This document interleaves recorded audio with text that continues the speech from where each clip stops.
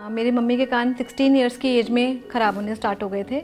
उसका बहुत इलाज चला एम्स में, सफदरजंग में, लेकिन एज सच कोई बहुत ज़्यादा उसके कोई ट्रीटमेंट का कोई फ़ायदा नहीं हुआ मम्मी को। 1980s में मम्मी की शादी हुई थी और तब तक इंडिया में इसका कोई इलाज नहीं था।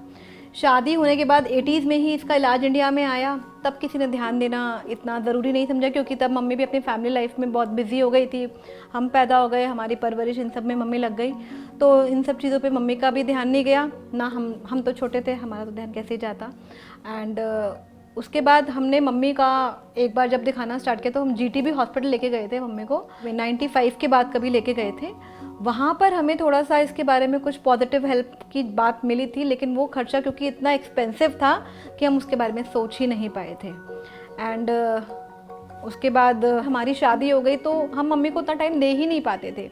जो चीज़ पहले थी वो चीज़ धीरे धीरे ख़त्म होती जा रही थी, तो फिर मेरी मम्मी में वो हल्का सा फ्रस्ट्रेशन का रीज़न बनता जा रहा था। उनको डोर की बेल नहीं सुनाई देती थी। इनफैक्ट उसके लिए हमने मम्मी की हेल्प के लिए डोर बेल के साथ में एक बल्ब लगा रखा था, जिस बल्ब को देख के मेरी मम्मी को समझ में आता था क्योंकि बेल रिंग हुई है। ना मेरी मम्मी को फ़ोन की बेल सुनाई देती थी, ऐसे ही वाटर अलार्म, इस तरीके की चीज़ें भी मेरी मम्मी को सुनाई नहीं देती थी। फ़ोन पे बात करना तो लाइक सपने जैसा था, वो हम सोच ही नहीं पाते थे कि हम मम्मी से फ़ोन पे बात कर सकते हैं। अब सिर्फ मम्मी की सुन सकते थे, हम अपनी मम्मी को बता नहीं सकते थे। उसके लिए मैसेजिंग ही हमारे एक हेल्प था। फिर जब सुनता नहीं था तो मुझे परेशानी होती थी। मैं लोगों के बीच में बैठी होती और मुझसे कोई बात नहीं करता था तो मुझे बुरा लगता था, तो मैं उठ कर चली जाती थी। लेकिन मेरे बच्चे मुझे कहते मम्मी बैठो, उठ के नहीं जाओ।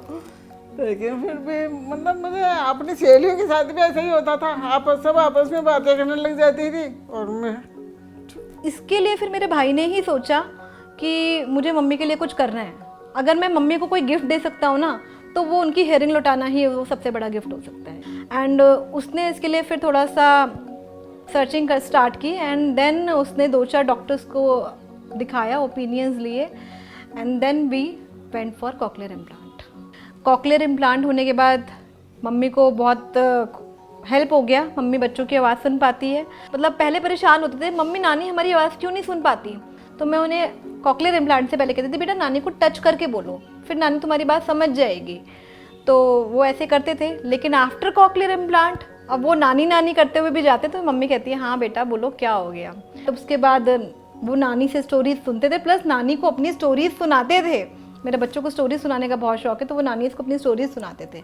Now Nani is able to hear them and obviously respond them also. Cochlear implant होने के बाद में ये सारी चीज़ें अब पॉसिबल हो गई हैं। हमने सबसे पहले तो वो बल्ब हटा के फेंक दिया है कि अब मम्मी को उस बल्ब की बिल्कुल भी ज़रूरत नहीं है। अब मेरी मम्मी आराम से अपने आप ही वो डोरबेल सुन लेती है। वाटर अलार्म, फ़ोन की रिंग, ये सारी चीज़ें मम्मी के लिए बहुत ऑडिबल है, अब सुन सकती हैं। इनफैक्ट फ़ोन पे हम सबसे बात कर पाती हैं, वीडियो कॉलिंग पे तो और मज़े आ जाते हैं। तो मैं सभी को ये एडवाइस करना चाहूँगी कि अगर किसी के घर में कोई ऐसा बंदा है जिसको वाकई में हेयरिंग की प्रॉब्लम है, तो उसे बिल्कुल भी अवॉइड नहीं करना चाहिए, उसको डॉक्टर्स को दिखाना चाहिए। और अगर कॉकलियर इम्प्लांट जैसी डिवाइस की भी ज़रूरत है तो बिल्कुल पीछे नहीं हटना चाहिए। अपने घर की खुशहाली के लिए, प्लस अपने लव्ड वंस की खुशहाली के लिए उनको ये स्टेप ज़रूर उठाना चाहिए, जैसे मैंने अपनी मम्मी के लिए उठाया। Thank you so much.